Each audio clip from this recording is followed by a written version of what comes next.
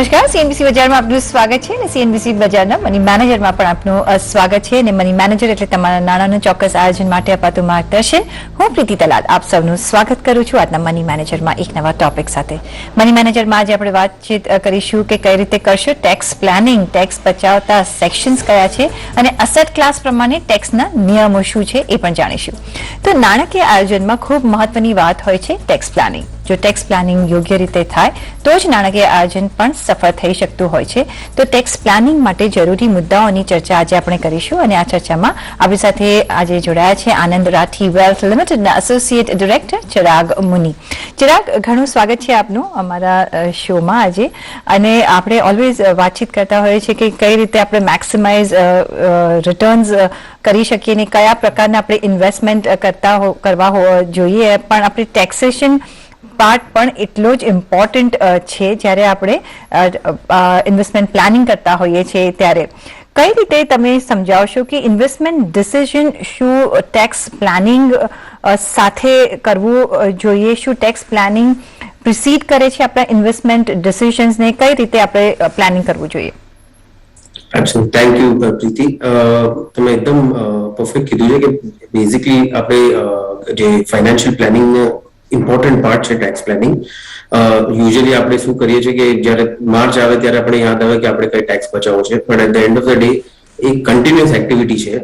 જ્યારે બી તમે કઈ ફાઇનાન્શિયલ ટ્રાન્ઝેક્શન કરો છો ત્યારે તમે અગર ધ્યાનમાં દોરો કે કયું ટેક્સ આપણે શું ટેક્સ લાવવાનું છે એ આપણે આગળ કઈ રીતે આપણે ટેક્સ બચાવી શકશું એમાં, તો તમારો ઘણો ટેક્સ બચી જશે. Let me give U an example કે ફોર એક્ઝામ્પલ આપણી પાસે એક ફાઇનાન્શિયલ પ્લાનિંગ આપણે જ્યારે કરતા હોય છે એમાં અલ્ટિમેટલી આપણે પ્રોડક્ટ ચૂઝ કરવાના છે.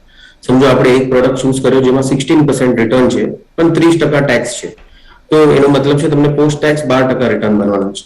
એટ ધ સેમ ટાઈમ અગર તમારી પાસે બીજો પ્રોડક્ટ છે જે 12% રિટર્ન આપે છે પણ 10% ટેક્સ છે, તો that will also B a similar kind of post tax return તમને મળશે. તો 16% પ્રોડક્ટ માટે તમે લિટલ હાયર રિસ્ક લીધો છે, એટલે આપણે એ ધ્યાનમાં દોરવાનું બહુ ઇમ્પોર્ટન્ટ છે. પોઈન્ટ નંબર 1 કે તમારે જ્યારે ટ્રાન્ઝેક્શન કરતા હોય ત્યારે અગર તમે ધ્યાનમાં દોરો તો બહુ ઇમ્પોર્ટન્ટ છે અને આપણે લાસ્ટ મિનિટ આ વસ્તુ ન કરવી જોઈએ અને આપણે કન્ટિન્યુઅસ એક્ટિવિટી એની રાખવી જોઈએ. એબ્સોલ્યુટલી, કે લાસ્ટ મિનિટ પર નહીં રાખવા જોઈએ. જે રીતે માર્ચ મહિનામાં આપણે ટેક્સ પ્લાનિંગ ના કરવું જોઈએ, અને માર્ચ મહિનામાં આપણે જોતા હોઈએ છીએ કે કેટલી બધી આપણે પોલિસીઝ લઈ લેતા હોઈએ છીએ કે કઈ આપણે ટેક્સ બચાવી શકીએ, તો એવું નહીં કરવાનું. ડે 1 થી તમારે શરૂઆત કરી દેવી પડે છે. પણ તો ચિરાગજી, કઈ રીતે ટેક્સ પ્લાનિંગને આપણે અપ્રોચ કરવું જોઈએ? કઈ રીતે શરૂઆત કરવી જોઈએ કે અપ્રોચ રાખવો જોઈએ જેથી બધું જ એક સાયમલ્ટેનિયસલી આગળ વધી શકે? તો આમાં બે ભાગમાં આપણે સૌથી પહેલા સ્ટેપ 1 આપણે તો પહેલા આપણે જાણવું પડશે કે આપણી ઇન્કમ કઈ જાતની આપણે ઇન્કમ આવક આપણને મળે છે. ઇન્કમ ટેક્સ ડિપાર્ટમેન્ટ 5 હેડ્સમાં ઇન્કમ દેખાડે છે, તો આપણે કઈ જાતની ઇન્કમ પૂરા વર્ષમાં બને છે એ જોવાની બહુ ઇમ્પોર્ટન્ટ છે. લેટ મી એક્સપ્લેન કયા 5 ઇન્કમ હેડ્સ છે. For example, income from house property. હવે આપણે કોઈ ઘર લીધું છે અને અગર આપણે એ ભાડા પર ચડાવ્યું છે તો એ જે ભાડું આવે છે એને કહેવાય income from house property. Then second is income from salary. આ તો બહુ ઇઝી છે, આપણે કોઈ ક્યાંક જોબ કરતા હોય અને આપણે સેલેરી મળતી હોય તો that comes under income from salary.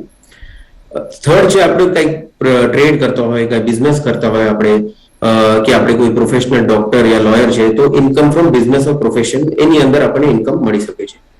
Fourth જે આપણે મોસ્ટલી બધાને મળે છે એ ઇન્કમ ફ્રોમ ઇન્વેસ્ટમેન્ટ, એટલે કેપિટલ ગેઇન્સ કહીએ આપણે. મોસ્ટલી ઇન્વેસ્ટમેન્ટમાં આપણે કેપિટલ ગેઇન્સ આવે છે, તો income from capital gains is another head આપણે ધ્યાન રાખવાનું છે. અને લાસ્ટ જે છે એ અધર ઇન્કમ, કે તમને ડિવિડન્ડ ઇન્કમ આવે છે યા સેવિંગ્સ બેંકમાં તમને ઇન્ટરેસ્ટ આવે છે. તો આ બધી કાઇન્ડ ઓફ ઇન્કમ કે આવક આપણને આવે છે એ આપણે પહેલા ધ્યાનમાં રાખવું છે કઈ ઇન્કમ છે, અને એના પર આપણે સેકન્ડ પાર્ટ આપણે અપ્લાય કરવાનું છે કે આપણે કઈ રીતે એમાં આપણે ટેક્સ બચાવી શકીએ છીએ. તો એ આઈડેન્ટિફાય કરવું ઘણું જરૂરી બની જતું હોય છે, કારણ કે બધાને અલગ અલગ લાગુ પડશે, અલગ અલગ સોર્સ ઓફ ઇન્કમ હશે, તો એના રીતે અલગ અલગ હેડ્સની અંદર તમે એનું એક એડવાન્ટેજ લઈ શકો છો. પણ પહેલાં તમારે જોવું પડશે કે તમને કઈ રીતની ઇન્કમ મળે છે અને કઈ રીતે તમે એનો એડવાન્ટેજ લઈ શકો છો. પણ અપાર્ટ ફ્રોમ ધ નોર્મલ જે પ્રોવિઝન્સ તમે આપણે કયા, શું બીજા કોઈ ઇમ્પોર્ટન્ટ પ્રોવિઝન્સ છે જેના પર પણ આપણે ધ્યાન રાખવું જોઈએ, જેનું આપણે નોલેજ રાખવું જોઈએ? એબ્સોલ્યુટલી. આપણે જનરલી આપણે જે એઝ અ લેમેન આપણે સ્ટેન્ડર્ડ ડિડક્શન્સ આપણને ખબર છે કે ટીસી નું ડિડક્શન લેવાનું, જે રીતે તમે કીધું કે ઇન્સ્યોરન્સ પોલિસી લેવાની છે, ઈએલએસએસ સ્કીમ લેવાની છે. પણ દેર આર સમ પ્રોવિઝન્સ, અગર આપણને થોડો આઈડિયા હોય તો આપણે ઘણો ટેક્સ બચાવી શકીએ છીએ, વિચ ઇઝ સેક્શન 70 to 74 સૌથી ઇમ્પોર્ટન્ટ સેક્શન છે ઇન્કમ ટેક્સમાં. અગર એ આપણા ધ્યાનમાં હોય તો ઘણીવાર આપણે ટેક્સ બચાવી શકીએ છીએ. સો ફોર એક્ઝામ્પલ, સેક્શન 70 to 74 શું કે છે? નાઉ અગર આપણે કોઈ લોસ ફ્રોમ હાઉસ પ્રોપર્ટી હોય, જે મેં તમને કીધું ઇન્કમ ફ્રોમ હાઉસ પ્રોપર્ટી, એ રીતે તમને લોસ ફ્રોમ હાઉસ પ્રોપર્ટી થઈ શકે. કઈ રીતે? જે તમારે જે ઘર તમે ભાડા પર ચડાવ્યું છે, અગર એનું ભાડું જે તમે એના પર લોન લીધો છે એનું ઇન્ટરેસ્ટ થી ઓછું આવે છે, તો that is considered as loss from house property. એ તમે કોઈ બી ઇન્કમ સામે તમે એનું બાદ લઈ શકો છો, અને that is up to 2 lakhs તમને ઇન્કમ ટેક્સ અલાઉ કરે છે. એટલે અગર તમે 30% ના બ્રેકેટમાં, તો ઓલમોસ્ટ 60,000 રૂપીસ આપણા એમાં બચી શકે છે. So that is loss from house property. બીજું, અગર કોઈ વાર આપણે બિઝનેસમાં નુકસાન થઈ ગયું હોય, લોસ ફ્રોમ બિઝનેસ થઈ ગયું હોય, એ બી તમે કોઈ બી ગેઇન સામે એક્સેપ્ટ ફોર સેલેરી તમે આખું તમે એનું એડજસ્ટમેન્ટ લઈ શકો છો. અને થર્ડ જે છે, આપણે જ્યારે અગર કોઈ વાર કેપિટલ આપણને લોસ થઈ જાય છે ઇન્વેસ્ટમેન્ટમાં, કે આપણા બુક્સમાં લોસ આવી ગયો છે, તો એ લોસ વેસ્ટ નથી જતો. એ loss either in the form of short term હોય યા લોંગ ટર્મ હોય. અગર તમારી પાસે શોર્ટ ટર્મ લોસ હોય તો તમે એ લોંગ ટર્મ અને શોર્ટ ટર્મ ગેઇન બેવ સાથે એડજસ્ટ કરી શકો છો. અને અગર લોંગ ટર્મ લોસ પડ્યો હોય તો તમે એ લોંગ ટર્મ ગેઇન સાથે બી એડજસ્ટ કરી શકો છો. નાઉ ધ ગુડ પાર્ટ ઇઝ કે તમે આ અગર લોસ તમારા બુક્સમાં છે, યુ કેન કેરી ફોરવર્ડ. તમે આ 8 વર્ષ સુધી કેરી ફોરવર્ડ કરી શકો છો. તો આ વર્ષમાં તમને ગેઇન ના બી હોય તો તમે ફ્યુચરમાં બી ગેઇન આવે તો તમે સામે સેટ ઓફ એનું લઈ શકો છો. તો આ 70 to 74 બહુ ઇમ્પોર્ટન્ટ સેક્શન છે, અગર આપણે ધ્યાનમાં રાખીએ. કારણ કે ઘણીવાર આપણા બુક્સમાં હોય છે પણ આપણે યુટિલાઇઝ નથી કરી શકતા. ખરી વાત કહી તો સેક્શન 70 થી સેક્શન 74 એના પર પણ એક નજર રાખવી જોઈએ, કારણ કે કોઈ વખત આપણને ગેઇન્સ થઈ જતા હોય છે, તો કોઈ વખત લોસ થઈ જતા હોય છે, તો આપણે એડજસ્ટ કરી શકીએ છીએ ને એમાં ટેક્સ બચાવી શકીએ છીએ. અને અમુક તો આપણે જે 8 વર્ષ સુધી પણ કેરી ફોરવર્ડ થઈ શકતા હોય છે. તો ટેક્સેશન અને સેક્શન્સનું એક ધ્યાન રાખવું ઘણું જ જરૂરી હોતું હોય છે. અને આપણે બજેટ જોતા હશે અને ઓફકોર્સ થોડો ખ્યાલ હશે, પણ પછી આપણે ભૂલી જતા હોઈએ છીએ. પણ આ ઓફકોર્સ એક તમને જ બેનિફિશિયલ થઈ શકે છે. પણ ચિરાગજી, જે એક ડે ટ્રેડર્સ, એ લોકો તો રોજ લે વેચ કરતા હોય છે, એ લોકોએ શું ધ્યાનમાં રાખવાનું હોય છે? કઈ રીતનું ટેક્સ એમને લાગુ પડે છે ને કઈ રીતે ટેક્સ પ્લાનિંગ એમને કરવું જોઈએ? સો જે ટ્રેડિંગ કરે છે, સ્પેશિયલી જે ડેરિવેટિવ્સમાં ટ્રેડિંગ કરે છે, નાઉ એઝ પર સેક્શન 43 કોઈ બી ચીજમાં જેમાં ડિલિવરી ના હોય એ usually is considered as speculative income. But એનું એક એક્સેપ્શન છે 43(5) સેક્શનમાં, કે અગર તમે જે ટ્રેડિંગ કરો છો ડેરિવેટિવમાં એ રેકગ્નાઇઝ સ્ટોક એક્સચેન્જ પર છે, તો એને સ્પેક્યુલેટિવ ઇન્કમ નથી ગણાતું. એને બિઝનેસ ઇન્કમ યા બિઝનેસ લોસ ગણાય છે. અને ઓનલી ઇન્ટ્રાડે સ્ટોક ટ્રેડિંગ અગર તમે કરતા હો તો ધેટ ઇઝ કન્સિડર્ડ કે સ્પેક્યુલેટિવ ગેઇન યા લોસ તમને થઈ શકે. અને એ સ્પેક્યુલેટિવ લોસ જે છે એ તમે સ્પેક્યુલેટિવ ગેઇન સામે જ એડજસ્ટમેન્ટ કરી શકો, અને એ તમે 4 વર્ષ સુધી તમે એ બી કેરી ફોરવર્ડ કરી શકો છો. તો આ અગર આપણા ધ્યાનમાં હોય, કારણ કે ઘણીવાર આપણે ઇન્ટ્રાડે સ્ટોક ટ્રેડિંગ કરીએ છીએ અને એ આપણા બીજા ઇન્કમ પર બી આપણને સ્પેક્યુલેટિવ આવી શકે. એટલે આપણે એ ધ્યાનમાં રાખવાનું છે કે આપણે કઈ જાતનું ટ્રેડિંગ કરીએ છીએ અને આપણે કયા હેડની અંદર આવશું. ખરી વાત કહી તો આ ઓફકોર્સ ધ્યાનમાં રાખવા જેવી વસ્તુ છે, જે સ્પેશિયલી જે ડે ટ્રેડિંગ કરતા હોય છે. પણ જે બીજો આપણે ક્લાસ પર મૂવ થઈએ અને જે અસેટ ક્લાસ જે બીજો નેક્સ્ટ પોપ્યુલર છે એ છે રિયલ એસ્ટેટમાં. આપણે ઘણી વખત લોકો ઇન્વેસ્ટ કરતા હોય છે ફોર લોંગ ટર્મ, કે પોતાના જરૂરી માટે હોય, પોતાના યુઝ માટે હોય તો વાત અલગ છે. પણ આપણે રિયલ એસ્ટેટમાં જ્યારે ઇન્વેસ્ટમેન્ટ કરતા હોઈએ છીએ ત્યારે શું ધ્યાનમાં રાખવું જોઈએ? કારણ કે એ છે યુઝ્યુઅલી એક લોંગ ટર્મ માટે આપણે ઇન્વેસ્ટ કરતા હોય છે, તો જ એક અપ્રિસિએશન મળતું હોય છે. અને જ્યારે લે વેચ થતી હોય છે ત્યારે શું કયા પ્રોવિઝન્સ આપણે ધ્યાનમાં રાખવી પડે? બહુ ઇમ્પોર્ટન્ટ ક્વેશ્ચન છે. આઈ થિંક એઝ ઇન્ડિયન્સ આપણે we are in love with real estate, but what happens is કે આપણે જ્યારે રિયલ એસ્ટેટ વેચીએ છીએ તો ઓબ્વિયસલી ત્યારે આપણને ટેક્સ લાગે છે.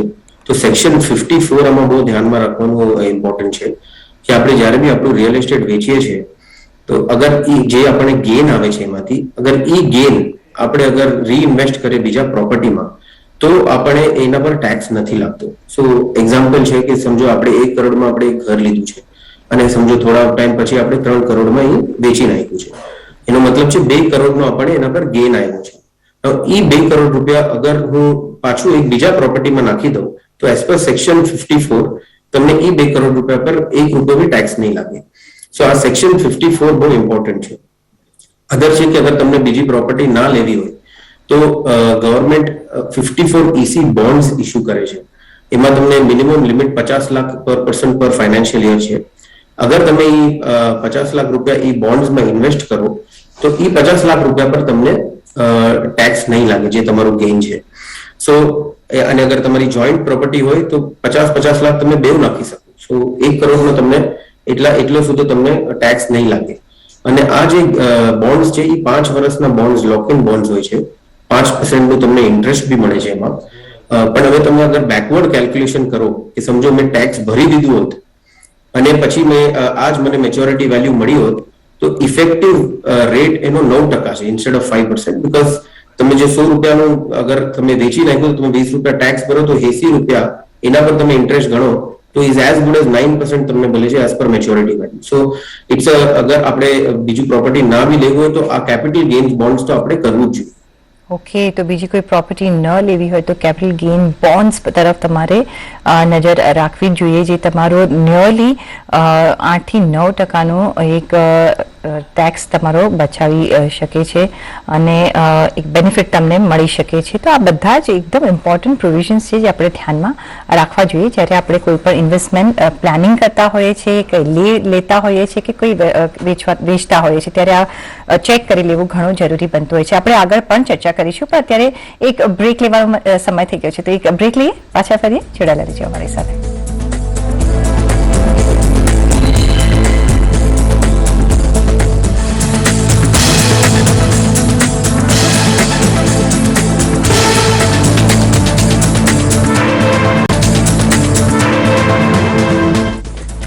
બ્રેક પછી આપનું સ્વાગત છે અને આજે આપણે વાતચીત કરી રહ્યા છીએ આનંદ રાથી વેલ્થ લિમિટેડના એસોસિએટ ડિરેક્ટર અને હેડ નોલેજ સેન્ટર ચિરાગ મુની સાથે.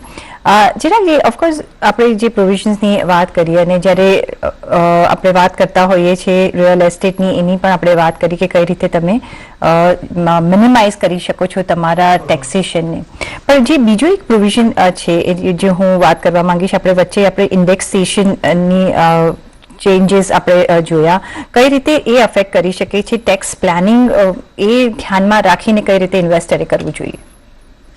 અગેન ઇન્ડેક્સેશન બહુ જ ઇમ્પોર્ટન્ટ સેક્શન છે, વિચ ઇઝ સેક્શન 48 અને બહુ જ બ્યુટીફુલ સેક્શન છે આપણા ઇન્વેસ્ટર્સ માટે, કારણ કે ફોર એક્ઝામ્પલ રિયલ એસ્ટેટ અને ડેટ મ્યુચ્યુઅલ ફંડ્સમાં આપણને ઇન્ડેક્સેશન બેનિફિટ મળે છે. Now for the benefit of viewers કે અગર ઇન્ડેક્સેશન છે શું, ફોર એક્ઝામ્પલ આપણે કોઈ ડેટ ફંડ બાય કર્યું છે અને સમજો 100 રૂપિયાનું ડેટ ફંડ છે અને 3 વર્ષમાં એની વેલ્યુ 120 રૂપિયા થઈ જાય છે, તો આઈડિયલી 20 રૂપિયા પર ટેક્સ નોર્મલી બીજા ઇન્સ્ટ્રુમેન્ટમાં ભરવા આવે છે. પણ આ ઇન્ડેક્સેશનનો બેનિફિટ એ છે કે તમને ઇન્ફ્લેશનનો જે કોસ્ટ છે એ તમારા કોસ્ટ પર તમે એડ કરી શકો છો. સમજો ઇન્ફ્લેશન 5% એવરી યર વધે છે તો તમે 5 રૂપિયા તમારા કોસ્ટ પર એડ કરી દો, 115 રૂપિયા થઈ જશે અને 120 રૂપિયા તમારી ગેઇન વેલ્યુ છે મેચ્યોરિટી, તો 5 રૂપિયા પર જ આપણે એ બી 20% ટેક્સ ભરવાના છે. સો એ બહુ મોટો ડિફરન્સ પડી જાય છે. એવી રીતે જ આપણે રિયલ એસ્ટેટમાં બી અલાઉડ છે કે તમે ઇન્ડેક્સેશન બેનિફિટ લઈ શકો છો. એક મેજર રૂલ ચેન્જ થયો છે 2018માં કે તમારો અગર કોઈ બી 2001 ની પહેલા અગર તમે ક્યારે બી કોઈ પ્રોપર્ટી યા આવી રીતે ઇન્ડેક્સ કેપિટલ એસેટ્સ બાય કર્યા છે તો તમારે પહેલા 2001 નું એનું વેલ્યુએશન કાઢવું પડશે અને એના પર તમે ઇન્ડેક્સેશન કોસ્ટ લગાડી શકો છો. અને એના લીધે તમે કેલ્ક્યુલેશન કરો તો બહુ ઘણા જણને બેનિફિટ વધ્યો છે, કારણ કે રિયલ એસ્ટેટની વેલ્યુ એટલી વધી ગઈ હતી 2001માં અને એના પર તમે ઇન્ડેક્સેશન ઓલરેડી ગણો તો ઘણો બધો ટેક્સ તમે બચે છે એમાં. ઓકે, સાથે ઇન્ડેક્સેશન ની તો આપણે વાત કરી, પણ જે તમે કહ્યું કે એક રિયલ આપણે જો આપણે ભારતમાં રહેતા હોઈએ તો આપણે ઇન્વેસ્ટમેન્ટ જે લોકપ્રિય છે એ છે ઓફકોર્સ શેર માર્કેટ, તો આપણે અવોઇડ કરતા જ નથી, બધા જ કરે છે રિયલ એસ્ટેટ, અને ત્રીજું જે છે જ્વેલરી છે આઈ થિંક બધા જ ગોલ્ડ ઇઝ બહુ બધાને પ્રિય હોય છે લેવા માટે, પણ આઈ ડોન્ટ નો કેટલા વેચતા હશે, કારણ કે પછી અમારા જેવા લેડીઝ હોય તો અમે આપતા જ નથી વેચવા માટે. વધારે તમે આપો તો અમે વી આર વેરી હેપી. પણ શું ધ્યાનમાં રાખવું જોઈએ? લોંગ ટર્મ કેપિટલ અસેટ ગણાતો હોય છે ને, એક સિક્યોરિટી જેવો આ એક ક્લાસ છે કે આપણી પાસે હોય તો વી આર વેરી સિક્યોર્ડ કે ચલો આપણને કામ આવશે આગળ જતા. કઈ રીતે આના પ્રોવિઝન્સ કામ કરે છે? એબ્સોલ્યુટલી. સો તમે જે રીતે કીધું કે આપણું જ્વેલરી છે, of course jewellery like you sad બહુ ઓછું કોઈ વેચે છે, યા ગોલ્ડ યુઝ્યુઅલી આપણે બધા જમા જ કરતા હોય છે. પણ અગર આપણે ક્યારે બી એ સેલ કરવું હોય, અને આજના તારીખમાં બીકોઝ આપણે ઘણું ઓપોર્ચ્યુનિટી અને ગોલ્ડનો ભાવ બી વધી ગયો છે, ઘણીવાર આપણે ઇન્વેસ્ટમેન્ટ તરીકે ગોલ્ડને આપણે વેચીએ છીએ. તો વેધર ઇટ્સ ગોલ્ડ કે તમારું જ્વેલરી હોય કે અનલિસ્ટેડ સ્ટોક્સ હોય, એ બધા પર એક સેક્શન 54F કરીને લાગે છે. એનો ફાયદો એ છે કે તમે અગર સમજો 1 કરોડનું વર્થનું જ્વેલરી લીધી છે અને તમે એ 3 કરોડમાં વેચી, ગોલ્ડ લીધું છે અને 3 કરોડમાં વેચો છો, તો તમે અગર એના પર તમારે અગર ટેક્સ બચાવવો હોય તો એ પૂરા 3 કરોડ તમે અગર કોઈ નવી પ્રોપર્ટીમાં બાય કરી લો તો એને સેક્શન 54F ની અંદર આવે છે. તે તમને એના પર જરા બી ટેક્સ ભરવું નહીં પડે. ઓફકોર્સ અહીંયા અમે સજેસ્ટ નથી કરતા કે તમારે ટેક્સ બચાવવા માટે પ્રોપર્ટી લેવી જોઈએ. પ્રોપર્ટી તમારે ઇવેલ્યુએટ કરવી જોઈએ, એપ્રિશિએટ થશે નહીં થશે. બટ એક પ્રોવિઝન છે, એક પ્રાવધાન આપ્યું છે ઇન્કમ ટેક્સમાં કે અગર એના પર બી ઘણીવાર ગેઇન, ફોર એક્ઝામ્પલ ઘણીવાર લોકોના અનલિસ્ટેડ સ્ટોક્સમાં બહુ પૈસા બની જાય છે, અને એ અનલિસ્ટેડ સ્ટોક્સમાં પૈસા બનીને તમે પાછું અગર કોઈ નવી પ્રોપર્ટી બાય કરી લો, total proceeds not just the gain, તો તમે એના પર ₹1 બી તમારે ટેક્સ નહીં ભરવો પડે એઝ પર સેક્શન 54F. તો એ આપણે ધ્યાનમાં રાખવાનું છે. હા, પણ એ તો બહુ મોટો અમાઉન્ટ હોય તો તમે કોઈ પ્રોપર્ટી બાય કરી શકો, પણ બાકી તો તમારે થોડું ભરવું જ પડે. અને સાથે એવું પણ ઇમ્પ્લાય નથી થતું કે તમે જસ્ટ ટુ સેવ ટેક્સ તમે એક પ્રોપર્ટી લઈ રહ્યા છો અને કોઈ એમાં like lot of people will think કે આમાં કોઈ ટેક્સ અવોઇડન્સ માટે આપણે જો આ કરતા હોઈએ તો ઇઝ ઇટ રાઇટ? શું કહેશો ઇન્વેસ્ટરને? આપણે જે અત્યારે જે બી બધી ચર્ચા કરી હતી એ બધી સેક્શન એકદમ લેજિટિમેટ સેક્શન છે જે ઇન્કમ ટેક્સ તમને અલાઉ કરે છે. એની માટે એક નવો provision which is called GAR, general anti avoidance rules આવ્યા છે 2014-15માં. એ એકદમ થિન લાઈન દેખાડે છે between tax planning and tax avoidance. જો તમે કઈ એવી વસ્તુ કરી હોય કે just for there is no commercial motive, પણ તમને એમાં ખાલી ટેક્સ બચે છે, તો એ અલગ વસ્તુ છે. એમાં અગર તમને ઇન્કમ ટેક્સ ઓફિસર કહી શકે કે તમે આ રોંગ કર્યું છે અને આના પર તમારે ટેક્સ ભરવું પડશે, પણ એમાં બી અગર 3 કરોડની ઉપર તમારે ટેક્સ બેનિફિટ હોય તો જ GAR ના રૂલ્સ તમે યુઝ્યુઅલી ઇન્વોક થાય છે. તો ઇન્ડિવિજ્યુઅલ પર ઓછું થાય છે, કંપનીઝ પર આ વધારે થાય છે. પણ આપણે ધ્યાનમાં રાખવું કે ફોર એક્ઝામ્પલ આપણે કોઈને જસ્ટ ગિફ્ટ આપી દીધું for the sec of it કે આપણે એનું લોઅર ટેક્સ બ્રેકેટ છે, અને એમાં એટલે ઇન્કમ ટેક્સ જોઈ શકે કે તમે એવું નથી કે તમે એ પર્પસલી કર્યું છે જસ્ટ ટુ સેવ ટેક્સીસ, કઈ બીજું કઈ એનો મોટિવ નહોતો, તો એ GAR ની અંદર ડિસરિગાર્ડ થઈ શકે છે. બટ લાઈક આઈ સેડ 3 કરોડની ઉપર તમારો ટેક્સ બેનિફિટ હોય તો જ આ GAR ઇન્વોક થઈ શકે છે. જી બરાબર છે. 3 કરોડની ઉપર હોય તો જ આપણે આ બેનિફિટ લઈ શકીએ છીએ. સાહેબ, એક ગિફ્ટ્સ કઈ રીતે ટેક્સેબલ હોય છે? કોણ કોને ગિફ્ટ કરી શકે એનું પણ કોઈ ડેફિનેશન છે? કરેક્ટ. સો પહેલા તો ગિફ્ટ દેવામાં કઈ ટેક્સ નથી, ગિફ્ટ લેવામાં ટેક્સ છે. તમે જયારે ગિફ્ટ 50,000 ની ઉપર તમને કોઈ ગિફ્ટ મળતું in the form of cash કે સિક્યોરિટી, તો એના પર તમને ટેક્સ લાગી શકે. But the good part is section 56 બહુ ઇમ્પોર્ટન્ટ છે આમાં, કે લાંબી લિસ્ટ ઇન્કમ ટેક્સે આપણે આપી છે કે તમે ગિફ્ટ રિલેટિવ પાસે લો તો એના પર તમને ₹1 બી ટેક્સ નહીં લાગે, કે એના પર કોઈ લિમિટ નથી. તો રિલેટિવના ડેફિનેશન એટલા મોટા કરી નાખ્યા છે કે તમારો સ્પાઉસ છે, તમારા બ્રધર સિસ્ટર છે, તમારા ફાધર છે, ફાધરના ફાધર છે, તો બધા તમે સોચી શકો મોસ્ટ ઓફ ધ આપણા જે રિલેટિવ્સ છે એ અંદર ડેફિનેશનમાં આવી જાય છે. એટલે રિલેટિવ્સની અંદર અગર આપણે ગિફ્ટ આપે છે તો એ અગર સેક્શન 56માં અગર ઇન્ક્લુડેડ છે તો તમે એના પર ટેક્સમાં રિસીવેબલ નથી. ટેક્સ દેવા વખતે ખાલી એક જ ધ્યાન ગિફ્ટ દેવા વખતે આપણે એક જ ધ્યાન રાખવાનું છે કે સેક્શન 64 ક્લબિંગ ઓફ ઇન્કમ ઘણીવાર આવી જાય છે કે અગર તમે તમારા માઇનર ચિલ્ડ્રન યા તમારી વાઇફ યા તમારી ડોટર ઇન લો આ 3 જણને અગર તમે ગિફ્ટ આપશો તો એ ગિફ્ટ થી જે બી ઇન્વેસ્ટમેન્ટ અને એના પર કઈ રિટર્ન બન્યું છે તો એ રિટર્ન તમારામાં ઇન્કમમાં ક્લબ થઈ જશે અને તમારે એમાં ટેક્સ ભરવાનું છે. સો આ ત્રણ આપણે જ્યારે ગિફ્ટ આપીએ છીએ તો આપણે ધ્યાનમાં રાખવાનું છે કે માઇનર ચિલ્ડ્રન કે ડોટર ઇન લો અને તમારી વાઇફ એ ત્રણ ચીજમાં અગર તમે ગિફ્ટ આપો છો તો એ તમારા અંદર ક્લબ થઈ શકે અંડર સેક્શન 64. સો આ એક આપણે ધ્યાનમાં રાખવાનું છે સેક્શન 56 અને સેક્શન 64. અને પહેલા જ મેં તમને કહ્યું કે આપણે જો ટેક્સ પ્લાનિંગ નથી કરતા તો માર્ચ મહિનામાં આપણે એકદમ ફૂલ જોશમાં ઇન્સ્યોરન્સ પોલિસી વેચાઈ જતી હોય છે. મે બી ઇન્સ્યોરન્સ કંપનીનો ટાર્ગેટ ત્યારે જ પતતો હોય છે. જોકે હવે સિચ્યુએશન અલગ છે, હવે ઇન્સ્યોરન્સનું મહત્વ સમજી રહ્યા છે પેન્ડેમિક પછી. પણ આ બધી જે આપણે શોર્ટકટ્સ યુઝ કરતા હોય છે કઈ રીતે તમને એડવર્સલી ઇફેક્ટ કરી શકે છે? તો એડવર્સલી ઇફેક્ટ ચાહે તમે કીધું કે આપણે ફોર્સફુલી પછી ઇન્સ્યોરન્સ પોલિસી લઈ લઈએ છીએ યા ફોર્સફુલી વિધાઉટ થિંકિંગ આપણે એવા ઇન્વેસ્ટમેન્ટ કરી નાખીએ છીએ જેમાં તમારું કદાચ ટેક્સ તો બચશે પણ તમારું રિટર્ન જરાય નહીં બને. તો એનો ઈ ટાઈપનું આપણે કેમ કરવું છે એની કરતા અગર આપણે પ્લાનિંગ કરીએ જ્યારે આપણે ટ્રાન્ઝેક્શન કરીએ છીએ યા એક થંબ રૂલ અગર તમને એમ કહું કે આપણે 4 એડવાન્સ ટેક્સની ડેટ છે, અગર વર્ષમાં આપણે 4 વાર બી આપણે ધ્યાનમાં આપીએ કે આપણું શું આ વર્ષની ઇન્કમ આવી છે અને એ હિસાબથી આપણે શું એનું પ્લાનિંગ કરી શકીએ છીએ ટેક્સનું, તો આપણે અનનેસેસરી આપણે આ રોંગ પ્રોડક્ટ્સ અને અનનેસેસરી ફોર્સફુલી કઈ આપણે નહીં કરીએ. એટલે પ્લાનિંગ તમારું સરખું હશે તો તમે સરખી રીતે તમારું ટેક્સ બી બચાવી શકો અને તમારા રિટર્ન બી સારા આવી શકે બીજા પ્રોડક્ટ્સ. એબ્સોલ્યુટલી. તો પહેલેથી જ જ્યારે તમે તમારું ઇન્વેસ્ટમેન્ટની જ્યારે કરો છો ત્યારે ટેક્સ ઇમ્પ્લિકેશન્સ પણ ધ્યાનમાં રાખવા જોઈએ અને રીવિઝિટ કરતા રહેવું જોઈએ જ્યારે બી તમે કોઈ ટ્રાન્ઝેક્શન કરો છો ત્યારે. અને છેલ્લે નહીં પહેલેથી જ તમારે આ કરવું જોઈએ જેથી તમે એક સારી રીતે તમારો પોર્ટફોલિયો મેનેજ કરી શકો, તમારા રિટર્ન્સ એન્જોય કરી શકો, નહીં કે આપણે વધારે ને વધારે ટેક્સ પે કરી શકીએ કારણ કે ઘણા બધા પ્રાવધાન આપ્યા છે જેથી તમે એક સેટ ઓફ લઈ શકો છો. ચિરાગજી, ઘણો આભાર તમારો અમારી સાથે આજે જોડાવા બદલ અને આ એક ઇમ્પોર્ટન્ટ આસ્પેક્ટ અમારા દર્શકોને સમજાવવા બદલ. આઈ થિંક આ ઘણું યુઝફુલ રહેશે અમારા દર્શકોને. એ સાથે જ પર્સનલ ફાઇનાન્સના તમારા સવાલ અમને મોકલો. તમારું નામ, શહેર, ઉંમર સાથે ઈમેલ કરો અમને money@nw18.com પર. ફેસબુક પર લખો અમને facebook.com/cnbc બજાર પર અને ટ્વીટ પણ કરી શકો છો twitter.com/cnbc બજાર પર.